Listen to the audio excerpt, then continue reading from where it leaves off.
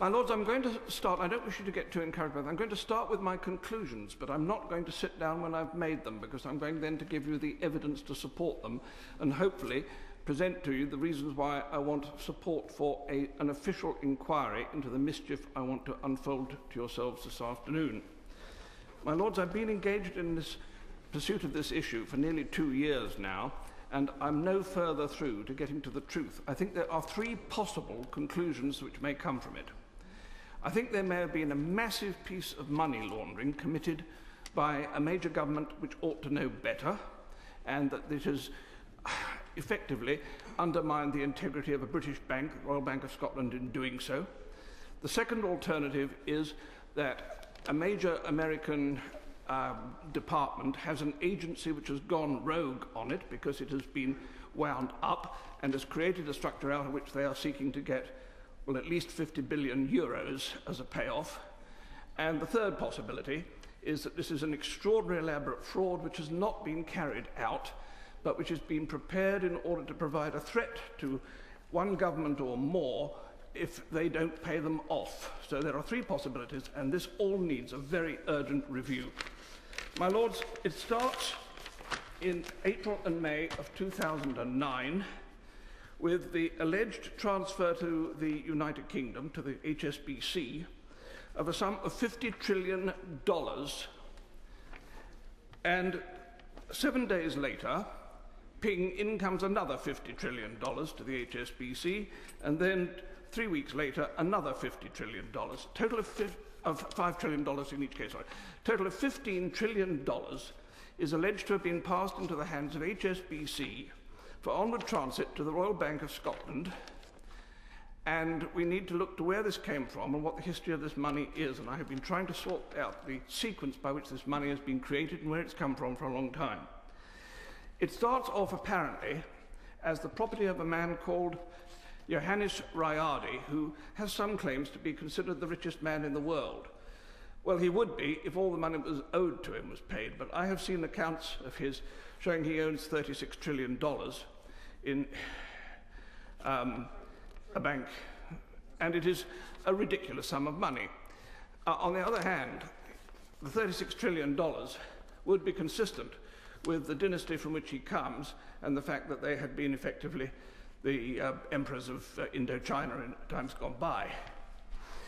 But a lot of that money has been taken away from him with his consent by the American Treasury over the years for the specific purpose of helping to support the dollar. And he has sent to me a really quite remarkable document which is dated in February 2006, in which the American government have called him to a meeting with the Federal Reserve Bank of New York, which is neither Federal Reserve nor a bank. It's a bit like Celebrity Big Brother. It's got 3 names to describe it, and none of them are true. And this document, which is quite astonishing, purports to have been a meeting which is witnessed by Mr. Alan Greenspan, who signed for the Federal Reserve Bank of New York, of which he was chairman, as well as the real Federal Reserve Bank in Washington. And it is signed by Mr. Timothy Geithner, who as a witness on behalf of the International Monetary Fund, who sent 2 witnesses, the other one being Mr. Yusuke Horiguchi. And these gentlemen have signed as witnesses to the effect that this deal is a proper deal. There are a lot of other signatures on here. This is not a photocopy, this is an original version of the contract, under which the American Treasury have apparently got the Federal Reserve Bank of New York to offer to buy out the bonds which have been issued to Mr. Rayardi to replace the cash which has been taken from him over the previous 10 years. And they're giving him half of $500 million as a cash payment to buy out worthless bonds. Now, this is all in the agreement, and it's very remarkable. I would have thought establishing whether this is a correct piece of paper or not is just 2 phone calls away, one to Mr. Geithner and one to Mr. Greenspan, both of whom still prosper and live, so they could easily confirm whether they signed this. Mr. Rayardi has by passing these bonds over, also put at the disposal of the US Treasury the entire asset backing which he was alleged to have for the 15 trillion. I now have a letter here from the Bank of Indonesia which says that the whole thing was a pack of lies, that he did not have the 750,000 tons of gold which was supposed to be backing it. He only had 700 tons. And this is really a piece of complete fabrication. Finally, I have a letter here from Mr. Riardi himself, who tells me that he was put up to do this and none of it was true, and that he has been robbed of all his money. And I'm quite prepared to recognise that one of the possibilities here is that Mr. Riardi is himself putting this together as a forgery in order to go and try and win some recovery back. But it gets more complicated than that, because each of the 5 trillion payments that came in has been acknowledged and receipted by the senior executives of HSBC, and again receipted by the executives of the Royal Bank of Scotland. And I have a set of the whole of those receipts for all of this money. Why would any bank want to sign £5 trillion worth, $5 trillion worth, 15 trillion in total, of receipts if the money didn't exist? The money was said to have come, first of all, from the Riardi account to the Federal Reserve Bank of New York, and from the Federal Reserve Bank of New York it was passed to JP Morgan Chase in New York for onward transit to London. The means of sending it was a SWIFT note, which ought to have been registered with the Bank of England if it was genuine. So when this happened and came about, I first of all took it to my noble friend Lord Strathclyde and said, what do we do with this? He said, give it to Lord Sassoon, he's the Treasury. So we did, and Lord Sassoon looked at it and said immediately, this is rubbish, it's far too much money, it would stick out like a sore thumb and you can't see it in the Royal Bank of Scotland accounts. Quite right. Secondly, he said, the gold backing it is ridiculous. There's only been 1,507 tons of gold mined in the history of the world, so you can't have 750,000 tons. This is true. And the third thing he said obviously was, it's a scam. And I agree with him, it was a scam. The problem is we stopped looking at that point. We should have asked, what is the scam, instead of, at that time, just nodding it off.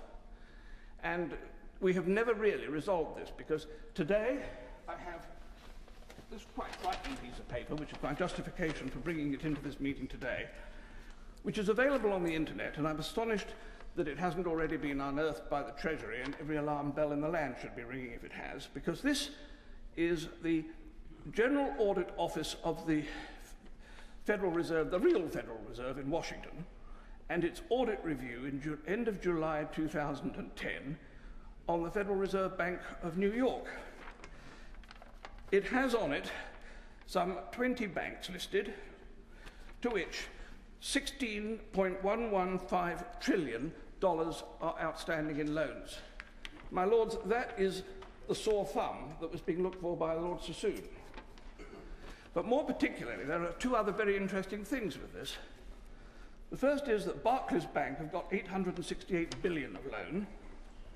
The Royal Bank of Scotland has got 541 billion, in which case one has to ask, as they could have earned in 3 weeks enough to pay off their entire indebtedness to the taxpayers in Britain, why they have not done so, and could we please ask them to put a cheque in the post tonight for the whole 46 billion.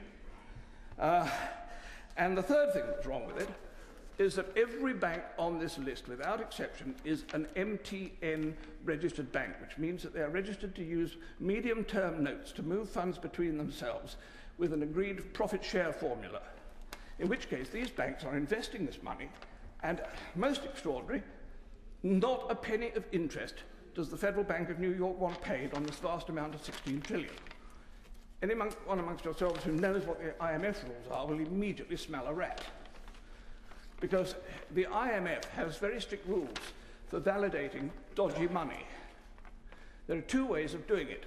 You either pass it through a major central bank like the Bank of England, who had apparently refused to touch this, or alternatively, you put it through to a bank which is an MTN trading bank, and which is then able to use the funds on the overnight European MTN trading market, where they can earn between 1 and 2.5% profit per night and the compound interest on that is huge. So there is a vast profit being made with this money somewhere if it is in fact genuine.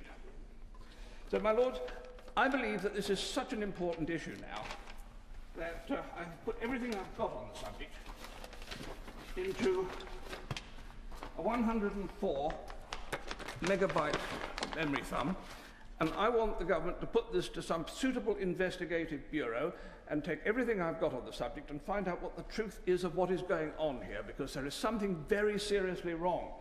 Either we have a huge amount of tax uncollected on profits made, or we have a vast amount of money festering away in the European banking system, which is not real money, in which case we need to take it back. My Lords, I ask for an investigation, and please support my plea. My Lords, I'm quite happy to believe everything that Lord James of Blackheath has said. I'll be very disappointed if Lord Pearson of Rannoch is unable to explain that this is how come this is all a conspiracy by Brussels. Could the noble Lord the Minister confirm that if you want to buy up the whole world, you actually need a quadrillion? Those are the latest figures. My Lords,